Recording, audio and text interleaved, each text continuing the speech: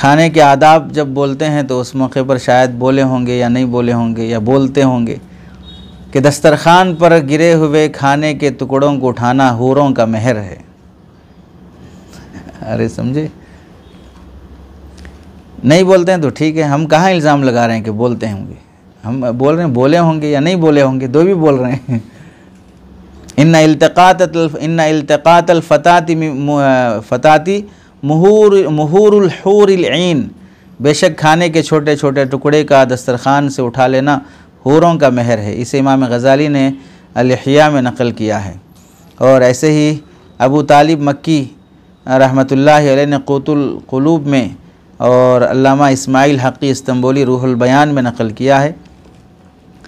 और इस रिवायत के सिलसिले में भी साहिब किताब का यही कहना है कि तलाश बिस्यार के बाद भी हमें ये रिवायत सनदन तहाल कहीं नहीं मिल सकी, तो जब तक ना मिले बयान नहीं करना चाहिए। जिसे मिल गई हवाले से बयान करे और बग़ैर हवाले के ऐसे ही बड़ों से सुना बोल के बयान ना करें। और ये बात भी याद रहना चाहिए, किसी ख़ास अमल पर ख़ास सवाब सिर्फ़ नबी की जानिब से ही दिया जा सकता है। किसी उम्मती को इख्तियार नहीं है कि वह अपनी तरफ से सवाब फ़ज़ाइल के चक्कर में घड़ता फिरे। आपका इरशाद ना भी हो तो इसे हदीस या आपका इरशाद ना भी कहा जाए तो भी यह हुक्मन मरफू के हुक्म में रहेगा। भाई हूर मिलेगी, किसने कहा आपको हूर मिलेगी? तो नबी नहीं बोले तो आप कैसे बोल रहे हैं?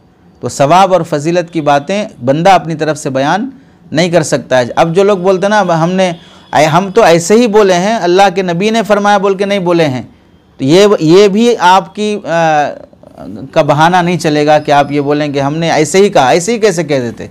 क्या बोलने बैठे यहाँ पर? दीन की बात बोलने बैठे कि क्या बोलने बैठे? तो दीन की बात तो सनद से होगी, बग़ैर सनद के कौन सी बात दीन की कहलाएगी? तो नबी की तरफ मंसूब ना भी करके फिर भी फ़ज़ाइल वाली बात और सवाब वाली बात बोलने की बंदे की इजाज़त नहीं रहेगी, तो नहीं बोलना चाहिए।